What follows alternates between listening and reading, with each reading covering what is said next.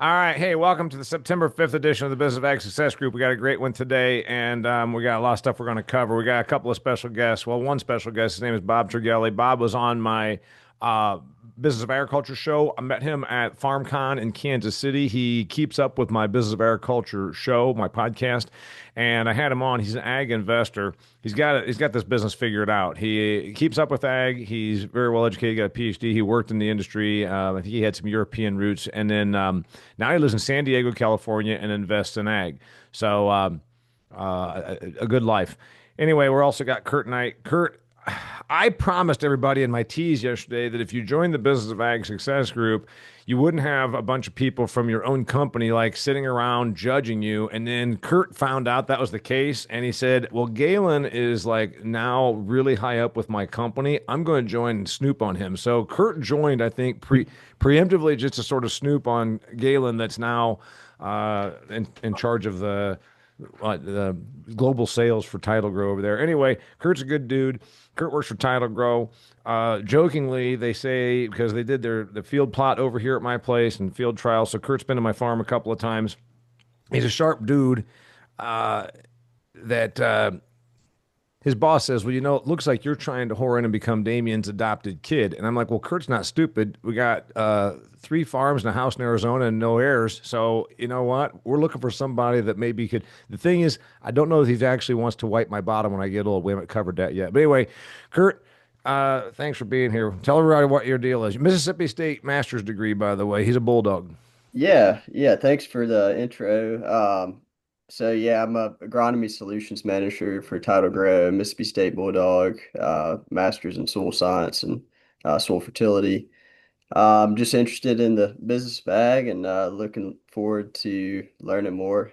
And always good to hear and see Damian's pretty face. So Awesome. All right. And then yeah. Todd's finally hopped on here. Todd, thanks for joining us. Ryan's going to be parking his truck and then in the elevator in the big city in Minneapolis. He's going to do that market thing. And he sent me some stuff about where things are. To Ty's question, Ty said, "Are big crops getting smaller?" That's one of Ryan Moe's things. We don't cover a lot of markets here, but in general, since we all work in agriculture, we're going to cover that. And I'm sure we'll get input from Jared Creed, who's much more about this. Remember, my degree is in agricultural economics, but I got a C in grain marketing. I hated it. And if I had to sit there and talk about 3-cent moves in the soybean complex, the 9 millimeter would come out of the cabinet and I'd be all done because I can't stand that shit. But we do have to talk about farm economy, and I want to go into a couple of thoughts. So the assistant secretary, secretary of a deputy assistant secretary of agriculture, some goddamn thing. Anyway, basically, one of the people that's under Brooke Rollins was featured a story in Hoosier Ag today. I think he came through Indiana a couple of weeks ago, but maybe it was in Iowa, whatever. They're talking about bridge payments. And this, remember, you've heard it right here. We predicted this in 2018. They called it MFP. They said it was because of tariff relief, which was really low commodity price relief. Did it again in 2020. They called it COVID relief. They started coming up with ways to toss money at the ag sector. This is new to younger people. It's not new to people that have a lot of years of experience in agriculture. In general, since about 1987, the United States Department of Agriculture has not allowed farms to go bankruptcy en masse. My brother Eric is a lifelong USDA employee. He runs the county just south of here. He used to run the county just north of here. He's been there since 1986. A long time ago, I had him on my Business of Ag show, and he said, "You know what? They told us in training." And going back to the 80s, he said our new mission in the United States Department of Agriculture is we're going to make sure that farms can at least break even. Profit is on you, but we're not going to. So the government has constantly thrown programs out there. So bridge payments. And remember, sometimes I might call them bridge loans. You might be familiar with bridge loans. If you, like, for instance, sold a piece of real estate, but it wasn't closed yet, and you bought another piece of real estate, you might get a bridge loan. In other words, between that. A lot of times USDA has called things loans that are not really loans. Remember, loan deficiency payment, LDP, floated the ag sector for more than a decade. And I finally asked my brother, Eric, I said, "Well, when do these loans on loan deficiency payments get paid back?" And he laughed. He's like, "It's not really a loan. It's just a payment. It's a payment. It's a deficiency payment, but it's not really a loan." Bridge payments are going to go, and they're probably talking about doing this between now and fall. I predicted it was going to happen by Halloween. That could be a little bit short. It's probably going to happen by Thanksgiving. Where am I going with this? A lot of these ag companies that are talking about how they're really concerned about whether there's going to be solvency in the farmer market and can they get their bills paid, I think is shall I say, overstated. A lot of ag companies are run by ag people. Ag people tend to be cheap, and also the chicken little, sky is falling. We're all going to go broke. But remember, they're talking about bridge payments coming out there in the terms of billions of dollars. Paul Neiffer, the farm CPA, he's been on my show. I think he's joined this group a couple of times to give us. I subscribe to his newsletter, and it comes out every day. Sometimes I don't bother with it. Sometimes I do. Well, the one that just came out the other day talked about ARC payments, ARC and PLC, and I will willingly admit I do not know the difference. But essentially, it's government backstops. And Jared probably knows a lot more about this. Maybe I'll have him comment. Paul Neiffer is predicting that there's $14 billion coming to the farm sector, and that's not part of this bridge payment. So in 2021, I think it was, we tossed $51 billion at producers. And that was through a mixture of what they called COVID relief, market relief, et cetera, et cetera.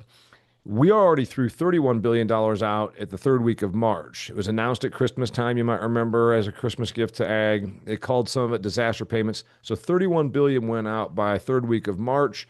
There's going to be another $14 billion here of these ARC and PLC payments, according to Paul Neiffer's predictions. And that's, of course, varies by commodity. And then whatever this bridge thing looks like. My prediction, that puts you at 45. It's not going to take a whole hell of a lot of bridge payments to beat or obviously surpass the $51 billion that was tossed at ag in 2020 or 2021.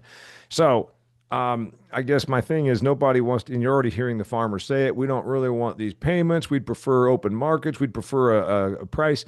It goes back to what you hear on this show a lot where we talk about it, me and Todd. You're in a situation of oversupply. We're probably going to be here for a while. So I think we're going to have the 14 billion on top of the 31 billion and probably at least that much again is my prediction that comes in these bridge payments. So, and I think it happens between now and November. Obviously, I'm not a policy expert, but I also read and I keep up with stuff. So that's where I'm going with that. Todd, you want to chip in on any of this? Because that was item B on today. Yeah, I think it goes back to what we talked about a few weeks ago in terms of, we've basically created a scenario where, if you're a really good producer, you could generate a pretty decent profit.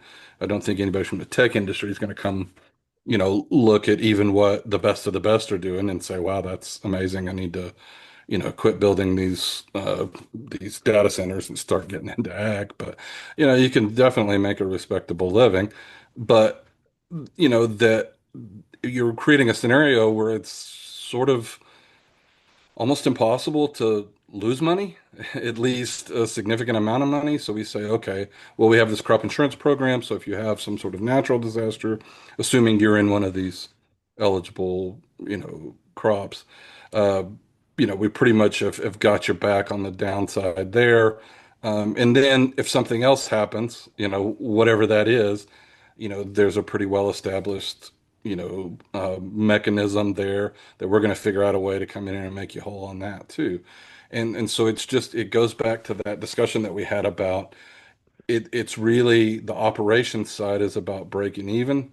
And then you make your money if you're a landowner, you make your money. And the reason that you're doing that is a combination of lifestyle reasons and appreciation, the 7 or 8% a I year want, that I we've want to been throw it out there seeing that those in numbers I terms of the threw out, land values. Todd, those numbers I threw out, you mentioned crop insurance. None of the numbers I tossed out there are about crop insurance. And by the way, Right. this fervor is going. I don't know if you guys saw online, big meeting in Arkansas. Arkansas does have the highest rate of bankruptcy, farmer bankruptcy right now. What was there, 280 in the first half of the year or something? I think I did a show about it, but Why? Arkansas seems to be absolutely the epicenter for whatever reason. And so that meeting kind of got some viralness to it, the recording of it. And so there's a lot of talk about this, is it Rain on the Scarecrow, 1985, 86, all over again? I don't think that it is, but I want to hear from Creed about where he sees stuff. Maureen, you're going to say something? Yeah, first of all, I would just like to point out that I was not born in 1985 so that those of you who were can feel old. And also just curious, why Arkansas? You know what? I wondered that also, and I was just down there. Galen was there. We've been there for Matt Miles stuff. I don't know why the intensity or you know, the concentration of. Do you have a read on that, Galen? It's not because it's cotton specific. So Arkansas's numbers roughly, I think they're like top 12, 10 soybean producer. They grow a lot more soybeans, not really much in the way of corn. Most all the agriculture happens Row crop agriculture happens mostly in the eastern one-fourth of the state near the Mississippi River, the Delta, as it were. There's obviously chicken, but all the poultry is on vertically integrated arrangements. So those people shouldn't, I mean, those are, when Tyson owns the birds and you just go out and, feed the chickens, it's not that. So it's going to have to be in that row crop stuff. You could say it's cotton specific, but that would be my only understanding. And Arkansas, the other Arkansas is also like sixth in the cotton production. I mean, Texas and Georgia and Alabama and a couple of states are in front of them. Rice, Arkansas is one of the six or eight states that produce rice, but they're the biggest. Maybe they grow half of the United States rice. You'd say maybe it's rice specific, but I don't think that it is. So I don't know why the concentration of bankruptcies is so great in Arkansas. And Galen, you got to read on that? Well, I think sort of a little bit. Arkansas will be a leading indicator. They just things are a little bit earlier down there. They do have a pretty good amount of crop diversity, but it's all honestly, it's everything they grow down there's in the tank. So whether it's cotton, rice, or corn or soybeans, I do think the other thing that hits Arkansas and other parts of the South is just because of the climate down there. Sometimes you end up pushing a lot more inputs into that crop to fight disease and the way of fertilizer. Like I think your input to return is a little bit of out of alignment down there in the south. So I think there's a little more forgiveness in that as you go north and west. But I think we'll be hearing some of this same narrative coming out of other states pretty soon. I By would the be way, willing to bet that the average farm size is significantly smaller in Arkansas as well. So that, I don't know about that. I don't know Yeah. about that. That's probably not the case. Remember, like Matt Miles has said that here in my show, The Granary. There's a lot of 1,500 acre operators around here in Northeast Indiana, and he says I've got guys that farm 1,500 acres that work for me, and like they do that on the side. So I don't think the farm size. In fact, I'd say it's greater. Remember, there's less than 3 million people in the state of Arkansas. It's really, really rural and sparse. So I don't think farm size had to do with it. But on the input front, I would say to Galen's point, remember, they're pumping water for every acre. That's the other one that you don't get into once you get to, like where I am, there's 0.5% of Indiana is irrigated probably as opposed to the entire Delta, it's 100% irrigated. So when you're paying for water, inputs, disease pressure, I think you're going to probably start running into that issue as well. A lot of expense on that. I think you got to dig into the headline just a little bit. Highest percentage of operators having financial issues is a lot different of a metric of if you took that same percentage across the state of Iowa, the state of Iowa's ag business would be completely broke. There's larger farms, like you said, both Damian and Galen, a lot more money going into it, but they don't farm that much in Arkansas to start with. Right? I mean, it's a little bit of a misleading headline to an extent, not downplaying their financial troubles there, but let's just say that Arkansas doesn't get a lot of attention to national production in any crop, for that matter. Yeah. So it's no agriculture is important to Arkansas. Arkansas agriculture isn't necessarily that significant to the United States agriculture sector. I mean, that's kind of what you're saying. By the way, I did a gig in Presque Isle, Maine for the potato people. Potatoes are massively important to Maine, but Maine potatoes are a spit in the wind to the United States potato production. Like there's one township in Idaho that grows more potatoes than Maine, so it's kind of a similar situation. By the way, you're a representative from the South, Kurt. You got anything on the South and on the other side of the river in Mississippi? You got anything on that? I think it's a very similar situation to Arkansas. I think Arkansas traditionally has I would say the highest amount of crop inputs. They have very high, yield potentials for the South. So I think that would probably be the leading cause for Got some it. of this. Yep. All right, on the money front, Jared, am I reading this right? That I'm not saying that there's not concern, there's not distress, but I think the bankers are not. I talked to ag lenders. I wish Ty was hopping on here. Maybe he will. Um, I don't see a lot of panic in the ag lending sector because they see these monies coming or talk of bridge payments and ARC and PLC and crop insurance, et cetera, et cetera. I think between now and Thanksgiving, money floats out, like we've been saying, parachutes of money go to the farm belt, and you can say, well, and I hear the farmers, well, we don't get to keep that. Well, yeah, neither do I. Remember, all the money that comes into executive entertainment and Daily Rosa Farms doesn't sit in my hands either, right? So, the farm lobby wants it to happen, and the obviously the farm lobby, the farm credit lobby wants it to happen. So, am I reading this right? You got the 14 billion that Paul's talking about, ARC PLC, bridge payments, and probably another chunk. Are we going to see like another 30 or 50 billion between now and the end of the year float to the farm sector? I think But you need Dave, to go ahead. Go ahead, I think Jared. you need to unpack that a little bit. Title I programs such as Art County and PLC have been around for decades. Yep. The big news within the big beautiful bill here recently was increasing the payment limitations from 125 to 155,000 per eligibility, and in addition raising the support prices for each program.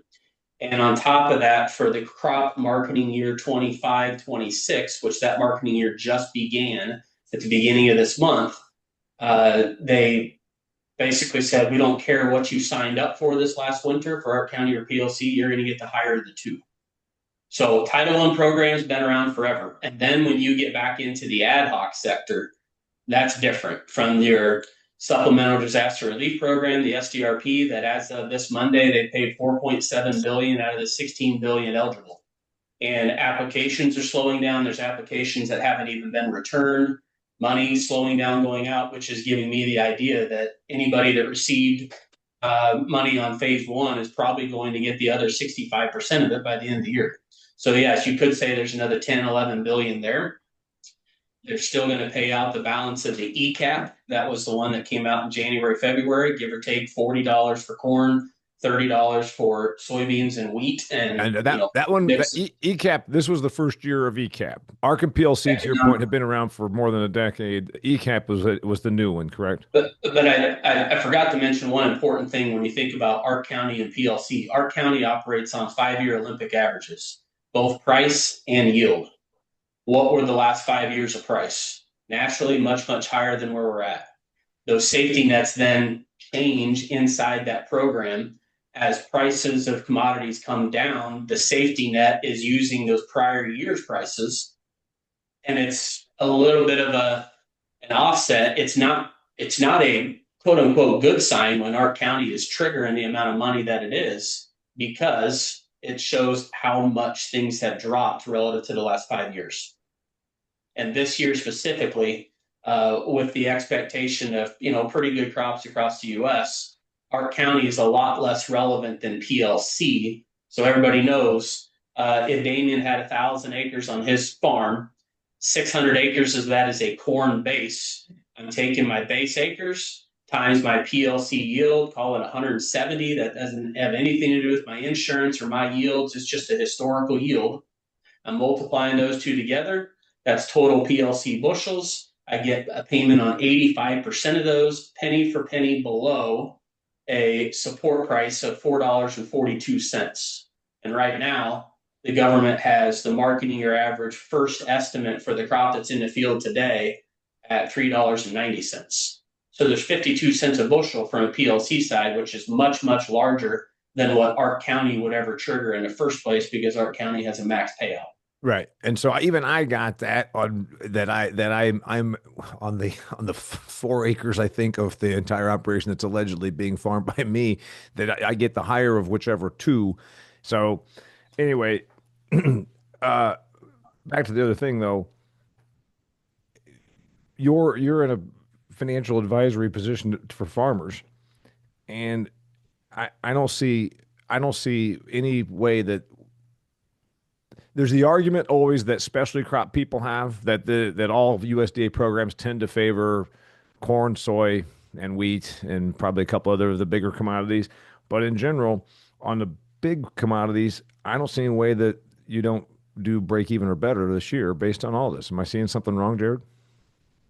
Sad truth is, the lower the market goes, the more money the farmer makes. Let that sink in. Yeah. I I've said I've been telling people it'd have to be 40 to 60 billion dollars, and it's kind of a weird dynamic that we're getting into, in my opinion, because farmers got there was like 20, a little over 20 billion, I think, back in early April, and if they come with 20 billion today, it's kind of like a drug. I mean, farmers are like, yeah, that doesn't give me a dopamine rush at all. It's got to be 40 billion, Yeah. and then what do we follow that up with next year if this persists, But I do think it has to be significantly higher. Even though we got that 20 billion in this year, the talk started last year. So in the farmer's mind, that was a last year payment. It didn't hit his account till this year, so he's viewing this year separately, I think. Yeah. I've got a theory I'm trying to flesh out here. And so much of this is just the economics around, corn is king, and if things are good in the corn market, it seems like it's good for all of agriculture. And there's guys that I work with that have data to back that up. And so I'm, our biggest problem is an oversupply on corn what we're proving out here to be is too many corn acres. So Damian, I'll just go ahead and take into my piece of the thing here. The crop isn't getting smaller. The crop actually got bigger. And you sent me maps, by the way. So if you need me to reference any of this, I shall do so. So we got smaller yield, but larger coverage and larger or more acres, right? And so I'm just trying to think through this. If we go ahead and spend $2 billion or 20 billion in farm subsidies, that's going to put 2% more corn acres out there next year that shouldn't be there, right? So if we look at what this, and I'm just trying to get numbers so that the audiences and stuff that I speak to, they just, big round dumb numbers is what people love. And so I'm having a hard, it's not true. It's not untrue. But the issue here is that the fastest way to get through this issue in ag right now is just get through it as quickly as possible. And that's to reduce corn acres from 97.3 this year to 90 million next year, or sub 90 even, right? But instead, if we get a government payment, what is the American farmer going to do? The same thing that the American farmer has a hard on to do all the time, which is plant more corn acres, which is going to prolong the issue and create bigger issue unless we, actually get some demand shit figured out. So the best answer is zero. So that way we can, get back to those acres that aren't profitable, don't get planted. And then everyone's like, well, what 7% of the farmers are you going to completely cut out? And I'm like, I don't think we need to cut out 7% of farmers. I think farmers need to look at the 2 to 3% or 3 to 5% of their acres that they're planting for basically subsidy harvesting or insurance scams. Stop planting those. And I think that starts to take some of this stuff out of there. Jared, how far off am I on that? Let's just say that it's a good thing that there's an open market, because respectfully, I can't disagree any more than your first two comments. Okay, go ahead. I mean, and so why is demand? That? Okay, so three different pieces to unpack there.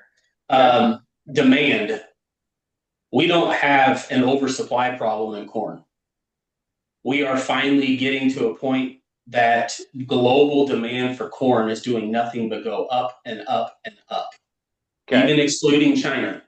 U.S. is going to have a record U.S. corn export program this year by a mile. Right. We have incredible first touch margins across the board on feed, crush margins across the board for ethanol.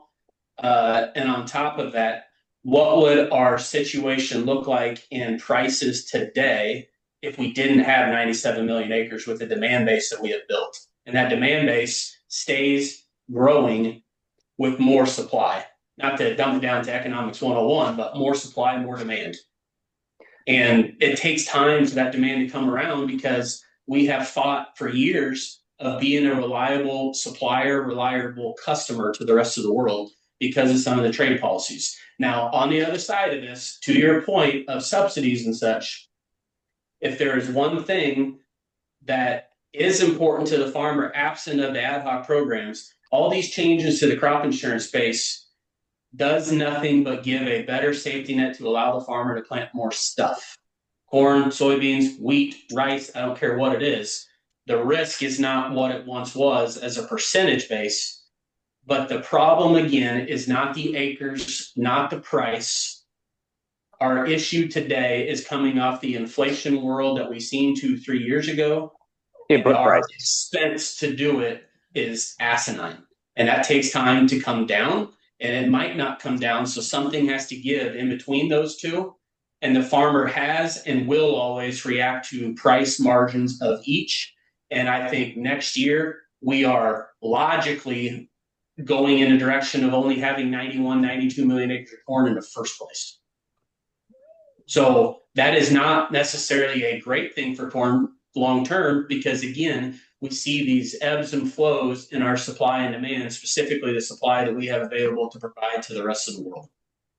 Okay. Sorry, Ryan. No. I mean, like I probably have a little bit more of my my axe to grind on this, just missed opportunity that we've missed in the last 5 years in the sustainable aviation fuel thing. I mean, that's where I'm coming at it from a demand perspective. Like I see what's happening. I see what the Brazilians are doing. I see what, the Europeans want, and I see what we're just not willing to give them. So that's probably more my bitch on the demand side. We can't deny that. Yeah. I mean, the export situation in corn has been phenomenal, thanks to, one counterparty in general, Mexico. But yeah, the input and the stickiness on input prices and inflated input prices, a big issue that we have is a lot of these input prices that are very high, they're not a transitory item, right? Because your land prices are high, they're stuck high. Equipment costs, do you see any of that stuff ever going down? I mean, does John Deere start selling tractors for less just because, they're kind-hearted? It's not how that really works. John Deere just recently dumped a tremendous amount of money, unknown number, but a huge number, to all their dealerships to buy down their interest. Because dealerships are choking on the interest expense of used equipment sitting on a lot. So what, John Deere floated money to their dealers so they could pay down notes? Something to the extent of $60 billion, apparently.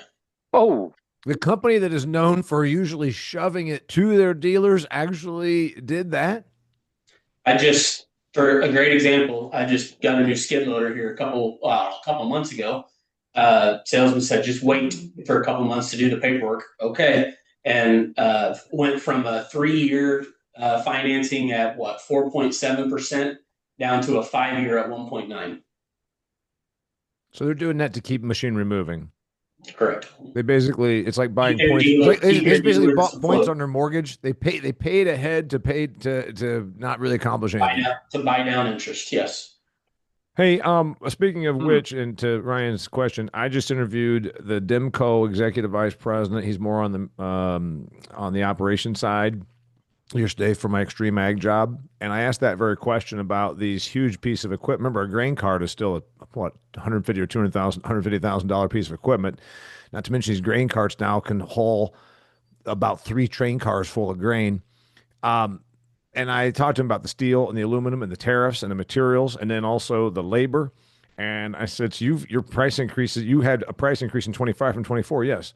I said, so on this squeeze right now, and machinery clearly is not moving. John Deere laid off over 300 and some people, and combines. He said, well, obviously our grain handling equipment moves in lockstep with harvest equipment, right? Grain heads, header trailers, semi trailers, and grain carts, right? Lockstep. I said, do you think in a year you're going to have to actually do a price decrease and just settle for less margin if you still want to sell machinery? And he said that that's on the table. So to answer Ryan's question, and you can say, well, they're a short line manufacturer, not a John Deere or Case or whatever. I think it might be all the same boat. I could see actual price decreases. I mean, what are they? At some point, there's a squeeze, right? But be careful. Price decrease to who? A price decrease to the farmer? Sure, but somebody still took a loss there. Yeah. Well, then maybe those dealers that John Deere was so kind to end up the ones taking the loss. Hey, we gotta get to Randall Barker. He's going to be on here as our guest presenter. I want to do one last thing. I Good want to hear from conversation, though, even though everybody said I was wrong about everything. By the way, I think you should also notice for some of you new guys, this is one of the first times that you're seeing Ryan mow not in a vest. In August and July, when it's 93 degrees, he's in a vest. In February in Minnesota, when it's 20 below, he's in a vest. Somehow September, he goes vestless and goes with a hoodie. He's trying his Mark Zuckerberg look, I think. But it's Cyhawk weekend, and so everybody do the world a favor and go punch a Hawkeye fan. So. By the way, I'm thinking about taking your Cyclones, 3.5-point favorite at Ames, but I just read they haven't won at home against the Hawkeyes like since 2012 or something. Yeah, that's fucking propaganda put out by Iowa City Free Press.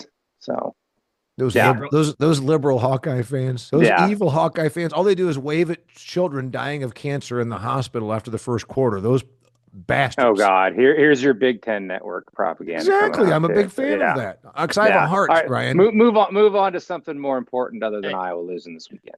Damian, hey, real quick, and by the way, are you going to bet on my Sooners this weekend against Michigan? I haven't seen the line yet, but I think it's 5.5. I don't know if it's 5.5. That seems kind of steep. I think we're favored though, but it's in Norman. It seems a little steep. Yeah. It's in Norman, and I generally don't like Michigan. They're kind of getting up there. Okay. So one thing I was going to say real quick to Ryan's point was the sustainable aviation's fuel. It's weird. If there were going to be money come in, it should be to start, to help prop up a little bit initially some of those industries, because they're pegging those fuels, at least in my area, to something like soybeans or something like that. And they're not recognizing the learning curve and the increased costs. A lot of those, you can't take them to your local elevator at more than 8%, so you got to defoliate. Like, there's additional costs associated with those crops in addition to the learning curve, and so I just don't think you're going to see those acres expand until we rectify that. I looked at camelina a couple of years ago, and I looked at it 1 year because the learning curve and the cost just didn't justify doing it again. Yeah. By the way, sustainable aviation fuel is quite a curious investigation of trying to figure out how to thread the needle on all these things. But, my buddy at Grok said there's no way that we'll ever get to the target with alternative crops and all the rules. But that's a whole different, that's a great side topic someday. Well, we'll do a future episode all about specialty or alternative crops, because I wrote about it in my book 5 years ago. You're talking about camelina. Remember that stuff that was like a perennial wheat that also was more drought tolerant, Kernza, which was a conglomeration between a university. I don't know. Ashley's nodding her head. It might have been K-State. One of the more mid-plain states universities got behind it in conjunction with like General Mills.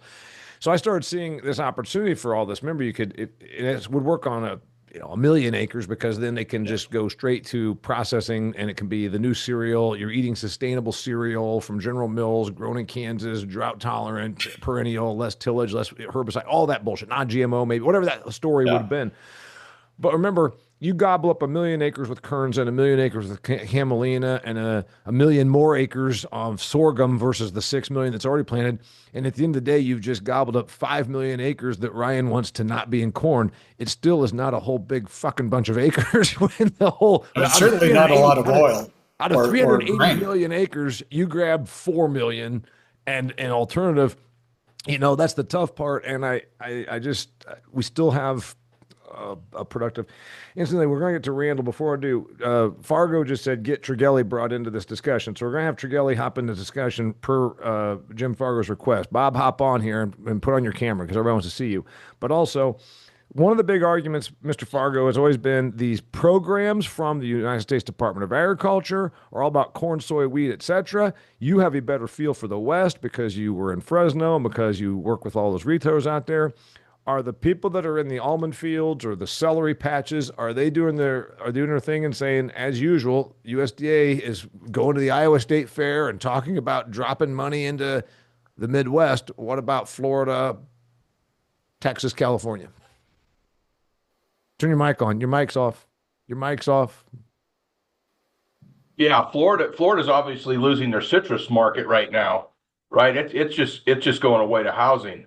Um, the almond and pecan market is coming back. Walnuts are starting to come back, but they're catching up because they were so overgrown. There's been acres that have been removed, and that's helped. But the export has increased on the nut market right now. That's helped those guys. I'm still, I say it every week I'm on the show. Quit paying the farmers to farm. Let it be a true economic system where you got to go earn your way. These guys are farming for mailbox money, and it's always going to be corrupt, and it's always going to create an out of balance system. And it's been that way for easily 40 years. Most everybody on this call for our entire career, it's been that way, unfortunately. Yeah. Okay, Mr. Trigelli, that's Jim Fargo. He's apparently a big fan of yours. You know what he's not a big fan of? The federal government. He says what he says every time he's on one of our meetings. He almost like I'm afraid that we're going to start having the feds scooping in here because of his anti-government stance. Anyway, what do you got on it? Go What have you heard back a so far? long time. I agree with Jim. I'm a free market economy guy and capitalist. I don't like government subsidies. At some point in time, they blow up, especially when you have the debt we have in this country, right? We didn't talk about that. About 37 trillion dollars, and I think we're going to spend $7 trillion this year, federal government. And by the way, I looked it up, and I don't believe this number. Allegedly, only $850 billion is the Pentagon budget, but I think that a lot of times there's extra monies that go in there. So that's why you can make the argument, as much as all of us hate it, if they toss 60 or 80 billion at ag, you're still talking about one-tenth as much as tossed at defense. And if you say we have to have agriculture from a national security stance, at least that's how I think it could be politically positioned. Right. No, I mean that's true. But I mean you have you got two things going on right now from the demand side. One is you got a low dollar, and that's helping exports. And it's going lower because nobody believes in our you know uh, T-bills anymore, right? They don't want to buy them anymore. We want lower interest rates, so it means lower returns for people. But the lower dollar is going to help on the demand side, and corn's cheap right now. So, when things get cheap, people use more of it, right? And so that's the positive news. But in the medium term, if you look at what the USDA published today as far as population growth, and I've been saying this for a long time, where we're exporting to, the populations are shrinking, okay? Which means they're going to use less for food. So what are they going to use it for? Maybe feed? I don't know. But that's the dilemma right now. And then the Brazilians continue to compete with us viciously, and the Argentinians are right behind them.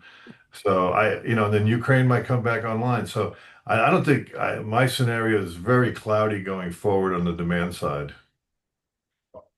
I think you're welcome to the club. Todd and I have we were kind of out there at the front. Peter Zian started copying off of me 2 years ago. I started saying that 10 years ago. By the way, on the Argentina front, biggest what is his name? Milei fan going. Libertarian chainsaw guy. The problem is he's going to finally unfuck up Argentina, and they're going to become like as bad as Brazil competing with the United States of America. It's concerning.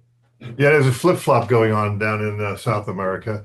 The Brazilians are in trouble from an economic standpoint, including ag, right? They're going broke. A lot of the farms are going broke. A lot of the distributors are broke. My question when I put out my Black Swans last year was, how long is the input industry going to finance Brazil? I think they're going to have they got second thoughts right now, but Argentina is having a renaissance. That's right. Yeah. It's going to be a place to invest. I want to cover that in maybe a future episode or a future meeting here where we talk about the inputs industry financing Brazil, because that's the first I've heard that. I knew that China is financing Brazil, but I didn't know that. You're saying the Cargills or the Syngentas are floating along just to keep the demand of acres. Yeah, it'd be a very historical exercise analytic to see how often these guys have gone broke down there. Yeah. and lost a lot of money. So Yeah. some of those input companies are actually pulling out of Brazil right now. Yeah. It could be a boon for America. Randall Barker, you are the CEO of Intent, and we said we wanted to hear from you. Um, your person pitched me on being on my show, and I said, yeah, this is an interesting topic. You help companies commercialize. You help companies that are in ag that don't know how to commercialize do so. So tell us about you and this thing, because I think that you're going to probably, and I wish that Walt Duflock was on here. Walt is very much on this whole thing, if you keep up with him on LinkedIn, about ag tech. And we've talked before, Randy, about how a lot of these companies that come to ag are seeking to solve problems that we actually don't even have. And so there's that. And then they also don't know how to go about becoming profitable in a space that they think they should know. So go ahead and talk about that, your whole Yeah. thing. Well, I'll get to the crux of the matter, and I like the way you said, we're not doing it. They're doing it poorly, and maybe we could do way better. But my background, I'm originally from Canada, Alberta, Canada. Found my way down to now in St. Louis, and been here 15, 16 years. Worked at Monsanto for a decade globally, launching products and working in customer experience. So that's kind of the background. And said, with all this precision ag data, digital, now what would be it going in? We're starting our 9th year at Intent here in September. It's been the same thing. Is man, farmers are building data. They're becoming more technified, automation, auto steer, robotics, all these tools that are at their disposal, and the way that we're launching and bringing products to market are kind of the same thing as what I was doing in the 90s, right?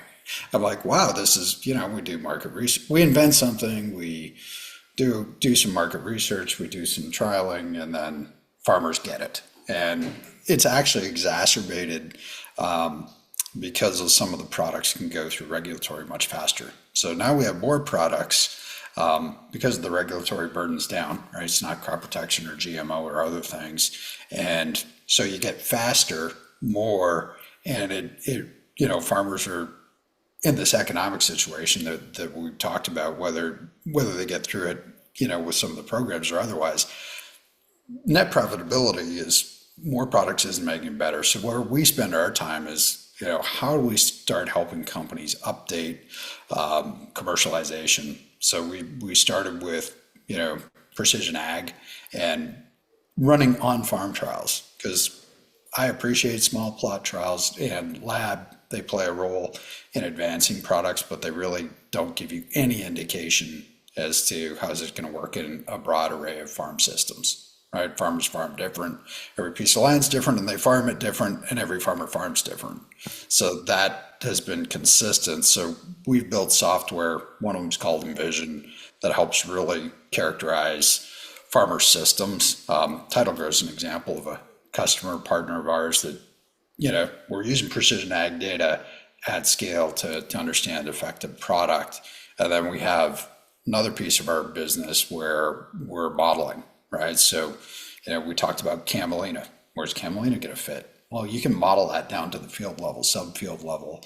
And we do that through a system called ANOVA. So when we look at commercialization, I'm saying, farmers are, we give them all kind of grief for not adopting, which I think is backwards. It's like they've adopted everything in the hopes of being more profitable, to their own detriment at times, because the stuff doesn't work to the standard it should. Are most right? of the companies you work with crop inputs? Yeah, we work mainly on inputs, practices, new crops. We work in Canada, US, South America, mainly Brazil, hopefully Argentina again.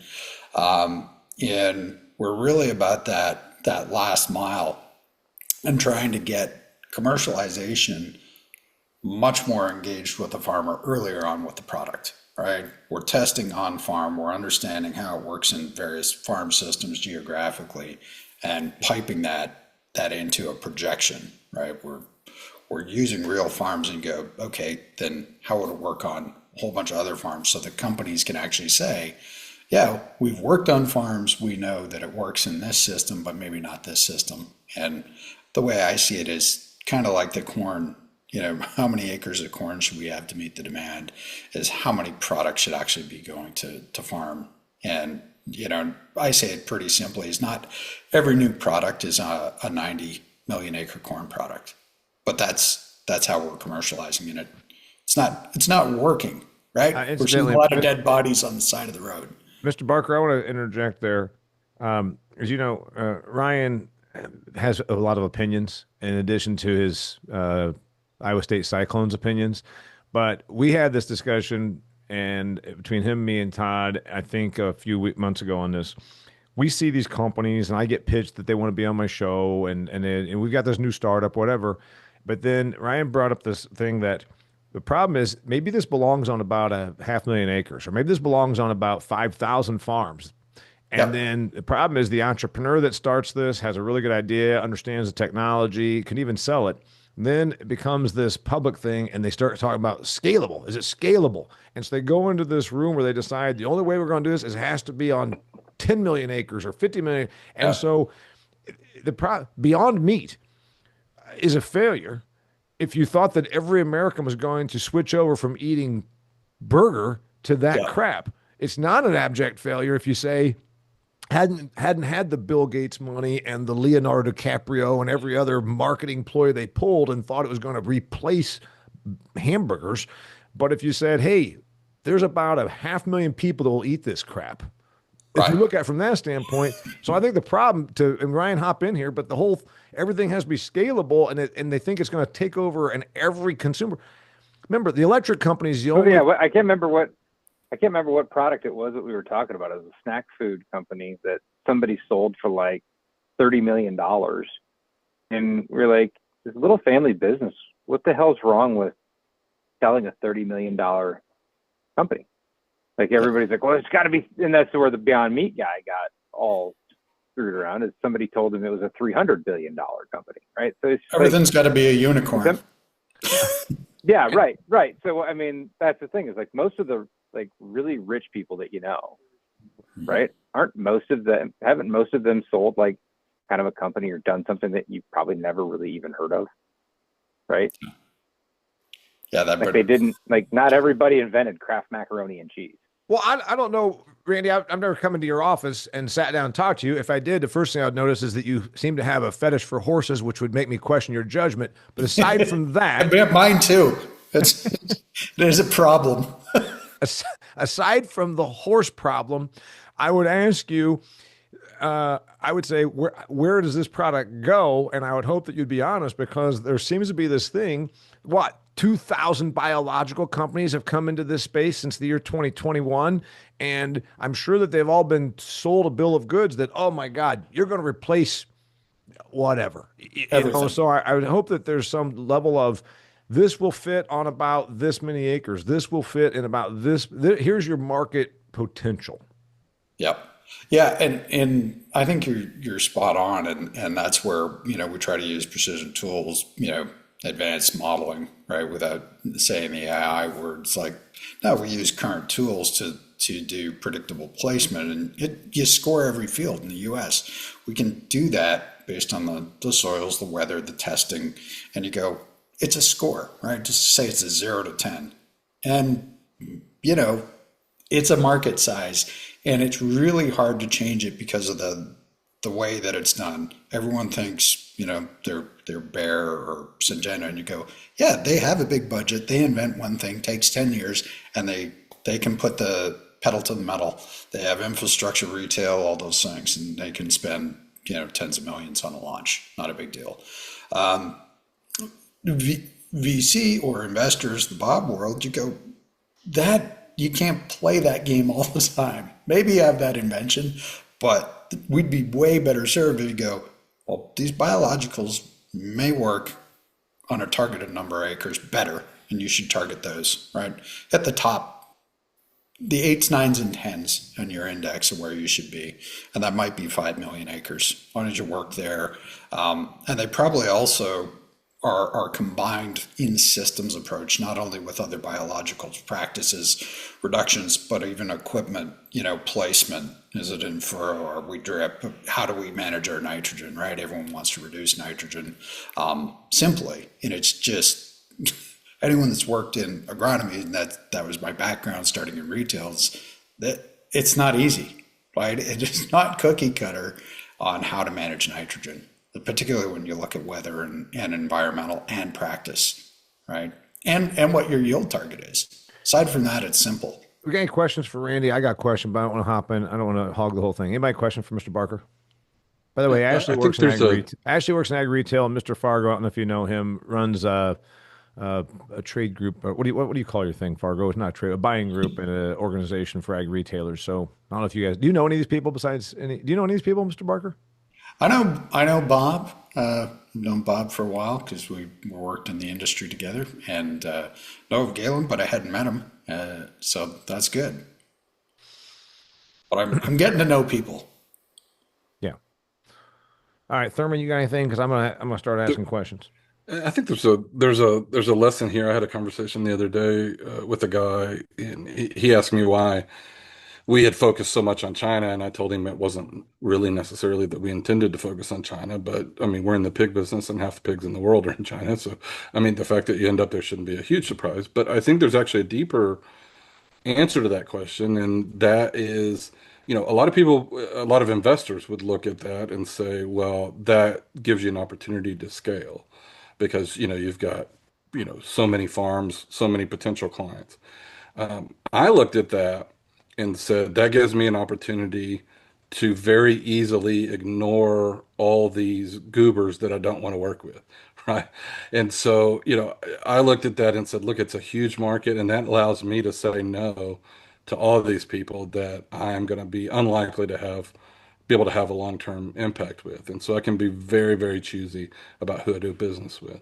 And so that's more of a niche, approach. And it's sort of what Ryan was getting at is, there's a lot of really good, small and medium-sized business opportunities out there if you're willing to, you know, take that scaled down approach and say, look, I don't have to scale this up to try to sell it for 50 billion. A 10 million or a $30 million business can be a hell of a good living for quite a few people.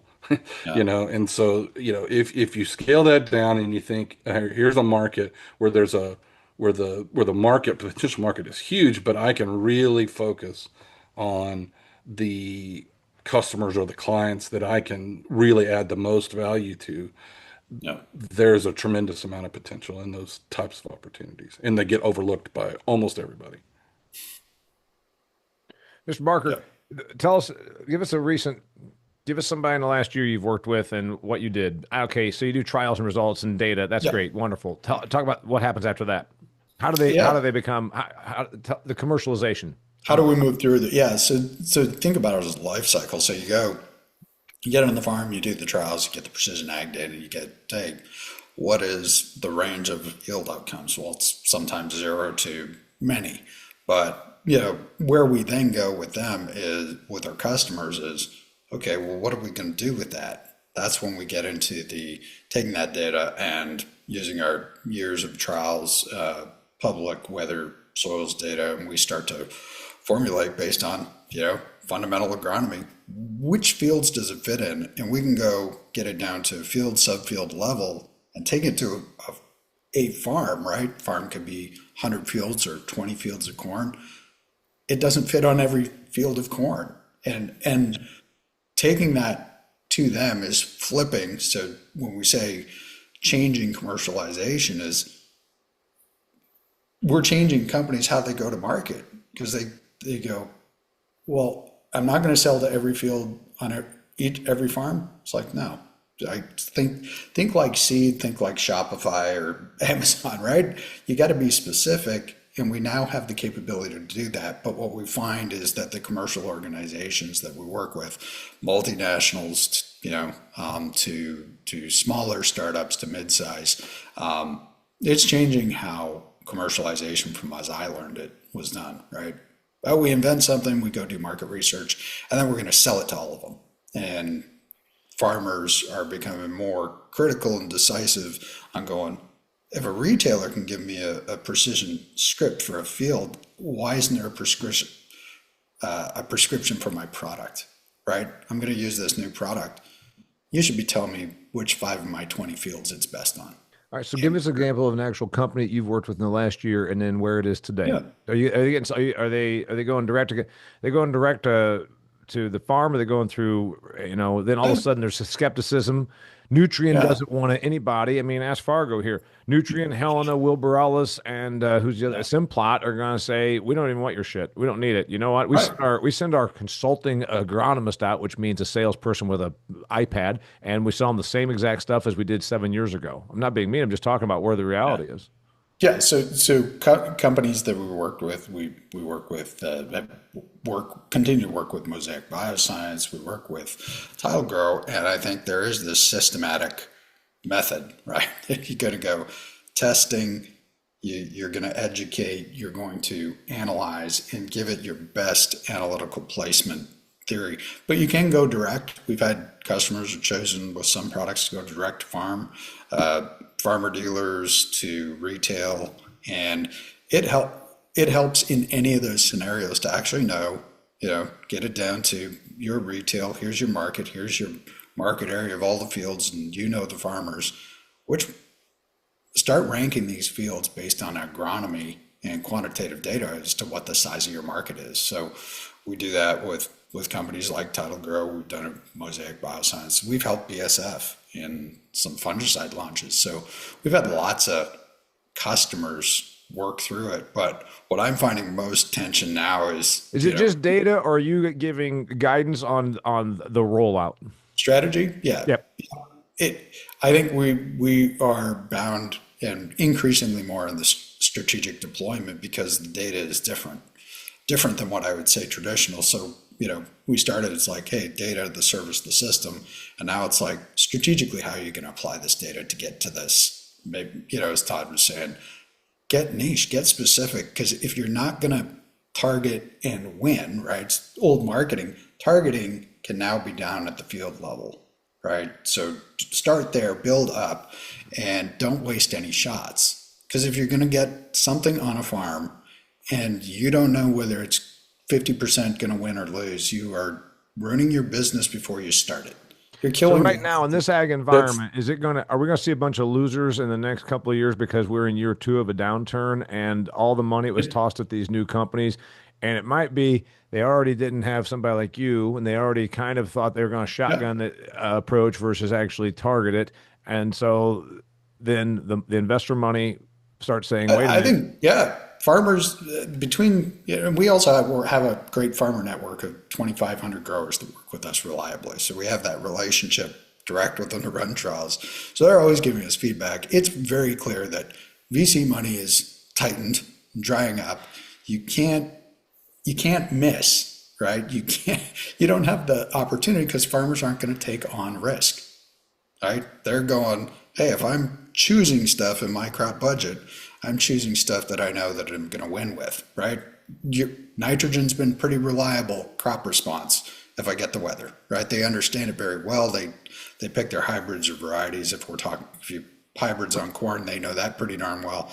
They're not into master risk taking. This isn't their appetite at the moment that they're going to, hey, this is a great time to try everything new.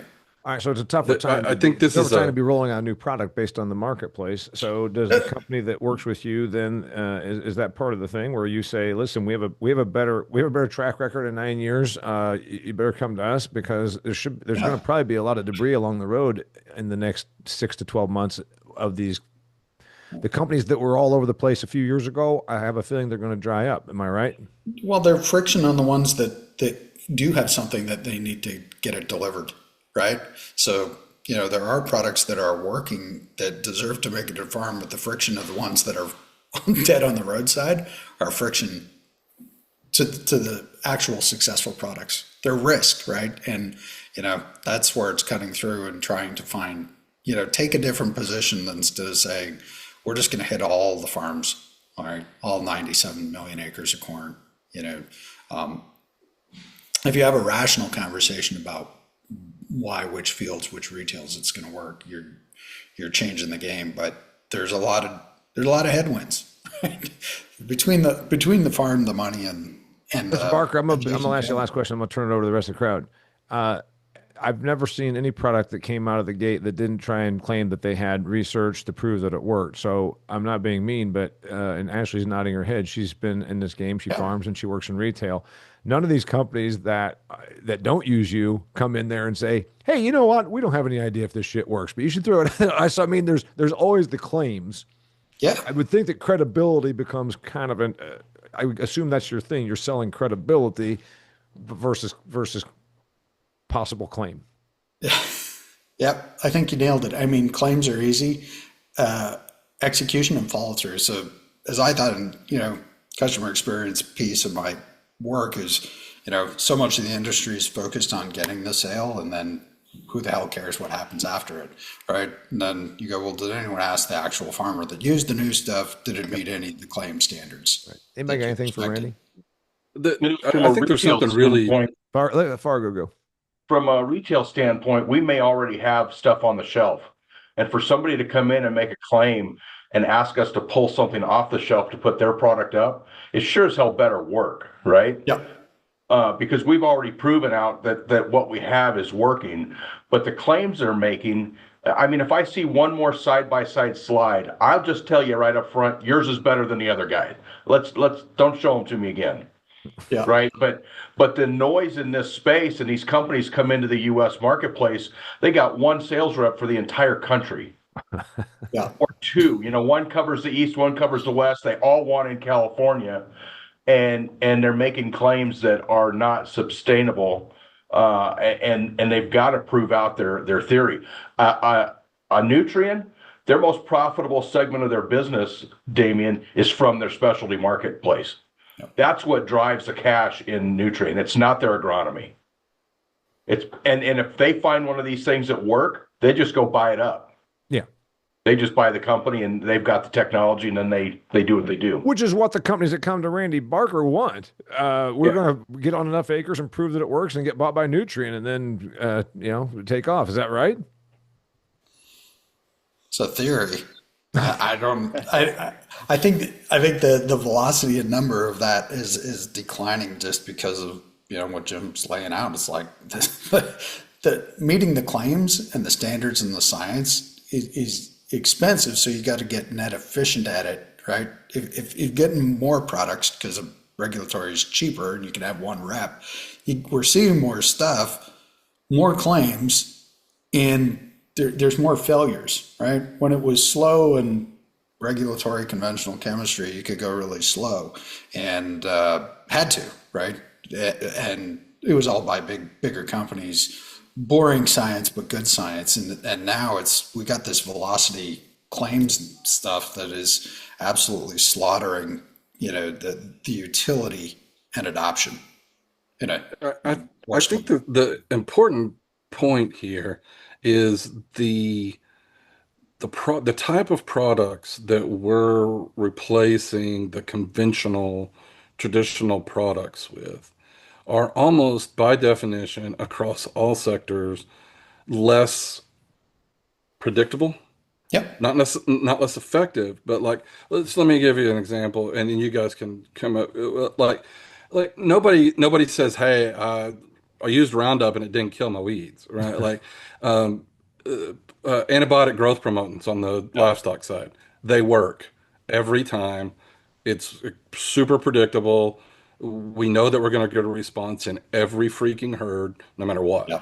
Now, these gut health products, which is the animal equivalent of what you guys are talking about with these soil health biologicals and all that kind of stuff, the challenge there is that they can work very effective. They can work even more effectively than some of the traditional products, but in a much narrower use case, right?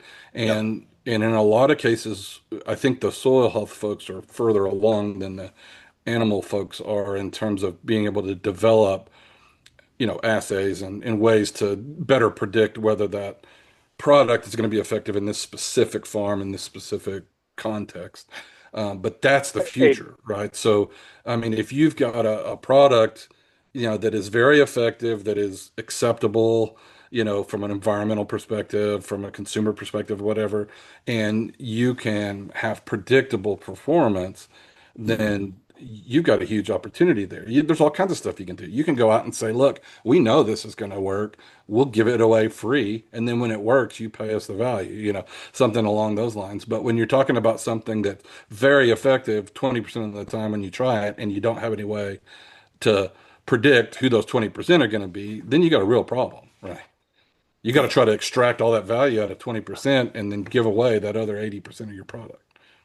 Yeah. hey Todd, along those lines, when we look at agronomy and we look at what production, I'm just going to go back to corn and soybeans. That's really all I know. When you talk to the guys at Winfield, I think what Mike Vandelot said several years ago is their job is to kind of secure the downside risk, right? So if you look at what corn yields did in 2012, they didn't want that to happen again because the low side. So much of the genetic stuff is like set up to secure the downside. I think what you're talking about is on 20% of the times, you're going to hit a rocket ship to the upside, right? And that's kind of where the difference between like with the big successful ag companies and maybe not successful, just the big ag companies, they worked on securing the drought risk and they're more focused on that than they would be focused on, hey, we can make this, 180 bushel corn, 260 bushel corn. Do you have your camera off because you're eating your second lunch of the day? That's actually it's exactly true, Damian. And we have new guests on here. I didn't know if they wanted to watch me eat. Well, the thing is, Randy doesn't realize when you work at StoneX, everybody thinks you're like you're in your ivory tower up there, just commanding the markets and mostly Ryan just eats 3 lunches a day. I've been at this since 5 a.m. So yeah, technically it's okay for me to have a lunch break right now. Hey, Randall, the number was thrown out, and I don't know what it is, but it's a huge number of companies that are trying to come in and bring new products. They make wild claims like, hey, this kelp comes from a organic beach where nobody has ever put suntan lotion on and swam in it, right? Yeah, it's a good one. And then you go, well, do you have any studies on it? And they go, yeah, Toledo State University and Occupational Therapy College did a study for us, right? Yeah. How many of these products do you sense are absolutely ridiculous and have no value?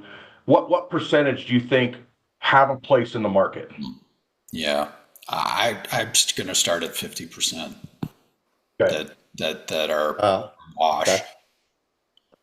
That's higher than I would think. So we get approached by, gosh, it seems like every couple of weeks now. Some, like an ag PhD. He's got like a business guy. They paired up. We've got some kind of biologic that's going to be the next big thing. Maybe they've done the trials at the Occupational State University, but they're looking to do field trials.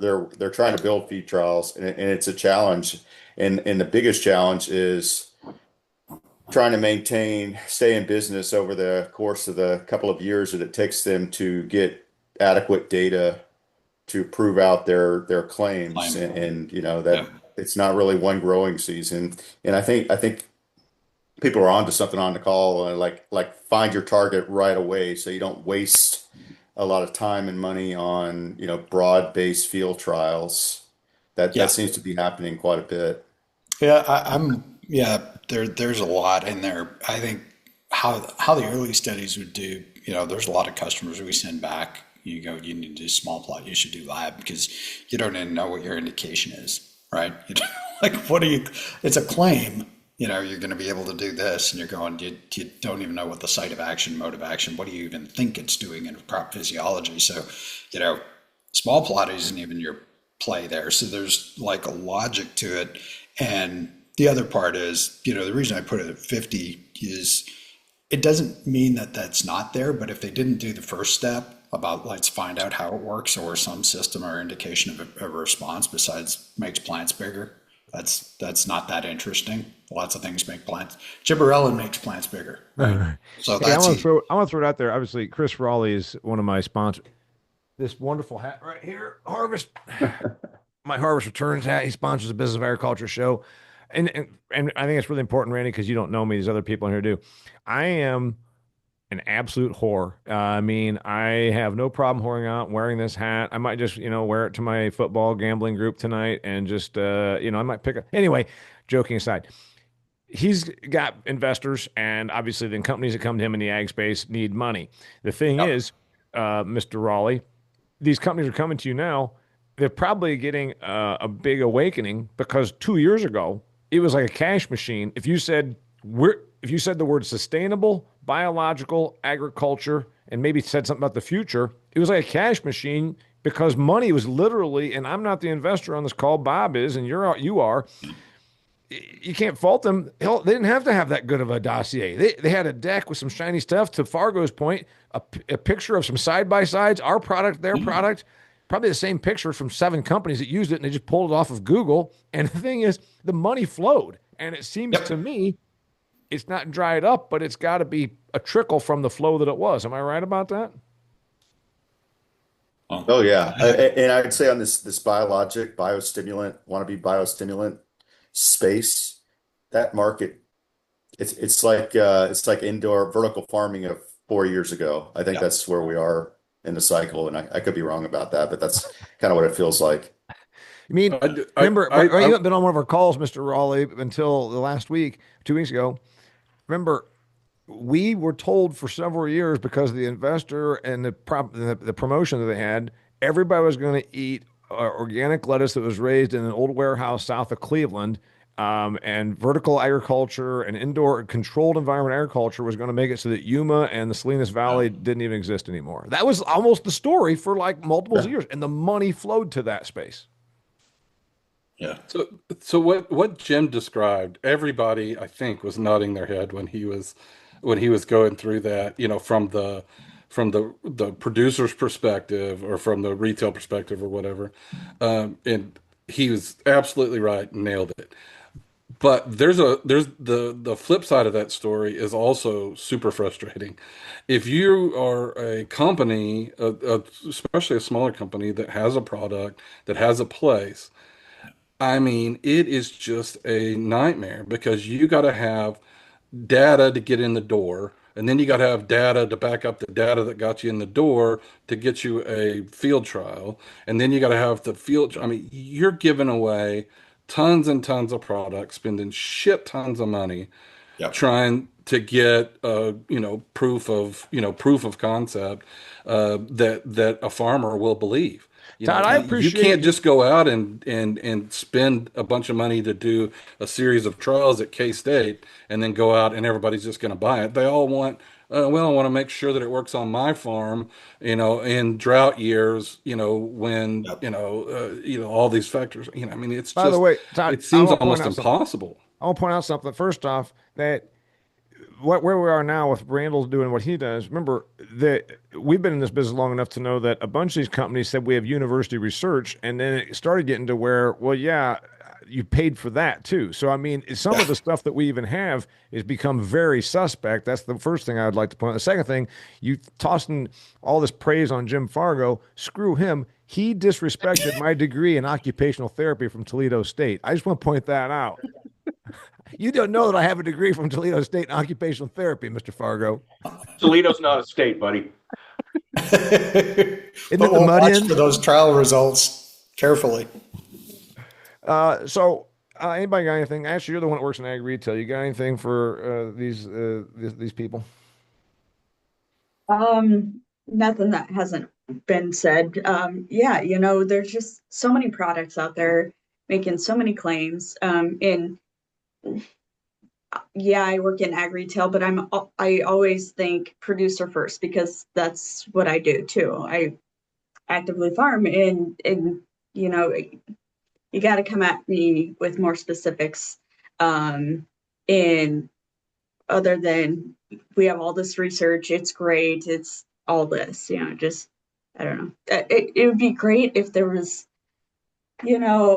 some sort of software or whatever saying, this is the results of my soil test. I have a CEC of 12. These are some of the issues that I have. I have a lot of water hemp. I have a lot of whatever. Do you They believe kind in university research? Do you believe in university research the way you did? Because I don't. mm, Yeah.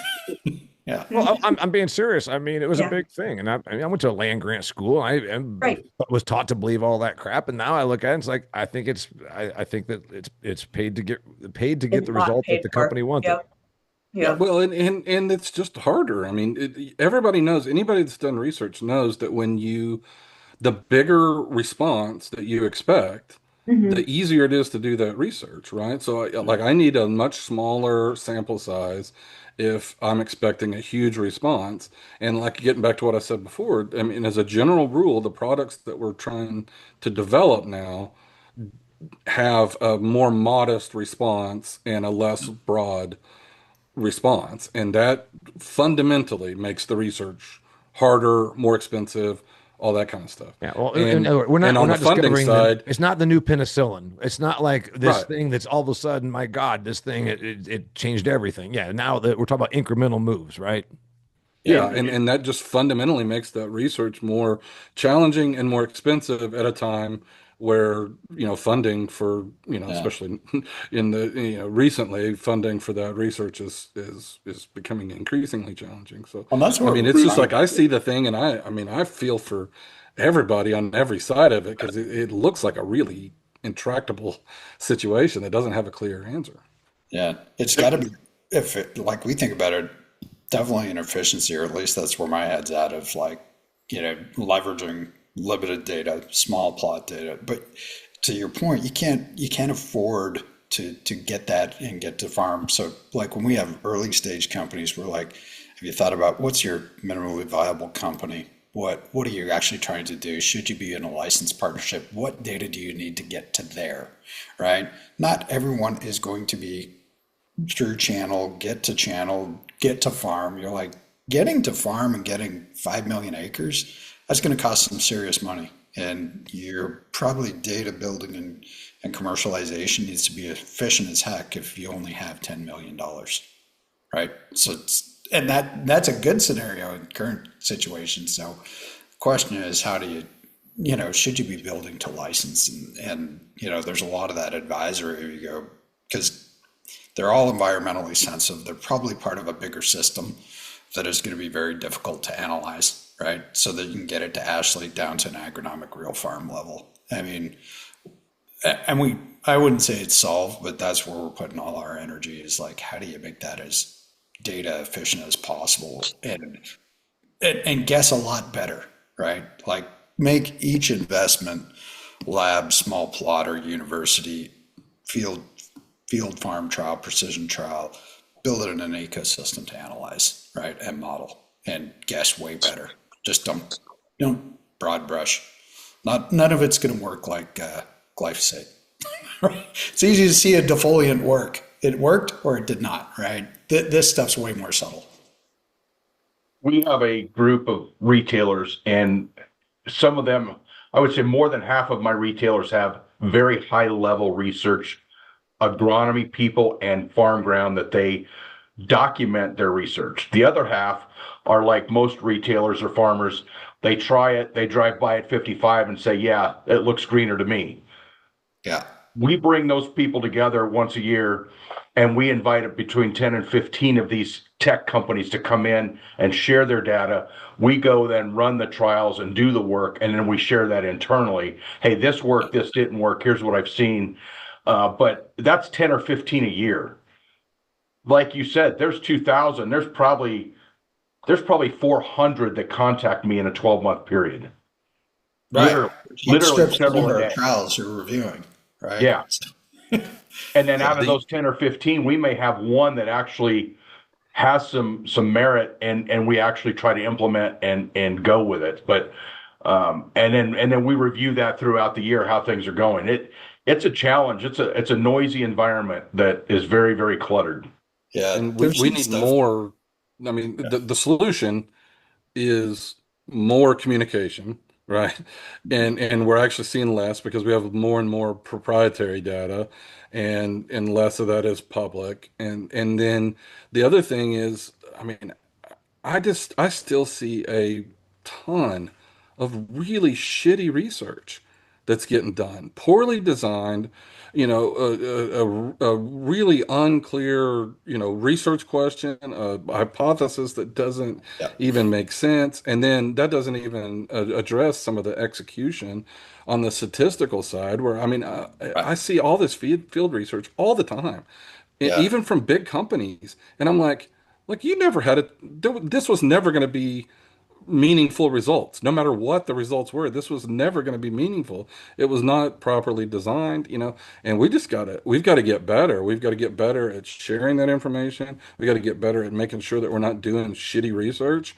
I Hmm. mean, it's just Yep. it's got to be better across the board, and we need tools like what Randall's talking about to make it easier, give us more information so that we can be uh, have a better understanding of what kind of results we can expect, so we can leverage the resources that we do have, as efficiently as possible. Yeah. It's a really cool, sort of stats problem. I think we can flip it because there's an abundance of data. It's just not applied, right? So if you think of all the retailer ag farmer data, it's like just this mountain of stuff. That's called context about practices and reality, right? That's what actually happened. But we're still always trying to drag all that back to going, well, that's how we contextualize the early studies statistically, right? Because that's when you look at the big picture and all the precision ag data and soil samples and all the reality that's actually been collected. If you apply that to the early stuff, we'll be able to figure out whether my 50/50 is right, or is there more signal in there than we think. But we're wasting money doing it the old ways, like massively, because there's very few. There's only four big ones left, and their budgets are going down too. So they need to get way better as well. Their budgets are going towards technology and not the products. Yeah. They're shifting away from developing products and going towards technology. The future grower programs are going to be a technology package that's offered direct to the grower. Yeah. Yeah, I would agree with that. Damian. I said kind of like John Deere, maybe arguably is no longer just an equipment business. They're a technology company. It's a similar thing. Is your pitch, and we got to wrap things up here because we've been on for a while. Randy, by the way, your press stuff that your press people send me says Randy, and you come on here calling yourself Randall. I got to figure this out. Which one do you want to go by? Let's go with Randy. Got it. Is your pitch then? Is your pitch then? It's a crowded space, and we're going to save you money. I mean, is it the credibility? I guess when someone comes to you, when you meet with these potential companies that want to hire you, what's your pitch? Yeah, I think at that point you're in it. You have a product concept or business. We're going to give you the best fighting chance to actually win. But you do have to choose whether you're going to build a business, license, partner, or be part of a bigger system. They have to decide that early, and we counsel them. But your odds of winning are not great if you have that new. If you're one of the 2,000 or the 15 that's coming to Jim, if 1 out of 15 is making it, that is not good odds. By the way, and I'm buddies with Fargo. I can't imagine a worse person to go in as a salesperson to meet with. Yeah. He's a son of a bitch. I mean, he's absolutely. But he's reality. He's disagreeable. He's disagreeable. He's negative. He hates you from the time you pull into his parking lot. And he's also fairly anti-government. I'm kind of scared of the guy. He's 6 inches shorter than me, but I'm kind of scared of him, to be honest with you. Let's move to a state where I can own guns again. Yeah, you left California, but that is a requirement. By the way, you didn't exactly go from a blue to a red state. You went from a blue to a kind of blue, a mostly blue. You went from Cali to Colorado, dude. It's still not a difference. Yeah, I was just say that if you move to Minnesota next, it's not like you're very. It's like you keep wading into the pool and you're never going to get to the deep end. All right, so we're doing this again on September 19th. We meet every 2 weeks. Mr. Treghelli, thanks for being here. I see that you're still on, but you got your camera off. I hope it's not because you're eating your third lunch like Ryan does. We're doing this again on September 19th. We do this every 2 weeks. I want to get to the issue of the China, Russia, India, North Korea connection. And I think, if I'm not mistaken, Todd, you are going to be joining us from China in 2 weeks. Yep. Hey, so you'll have to do that thing where you speak in code if I say bad things about China so that they don't bust down your hotel room door and haul you away to the gulag. Blink twice if you need help, you Yeah, know. blink twice if you need help. Touch your beard like this if you Pineapple is the code word. Pineapple. So anyway, we're doing this on September 19th at 11 a.m. Eastern. I want to talk about that, and Ryan got it. we'll have other updates. I'm going to go ahead and stop the recording now. Remember, we had about 15 people on for this live, and then the rest of the people, some of them do watch the recording. So thank you so much for being here. I'm going to stop the recording, and you guys can talk frankly as if we weren't already.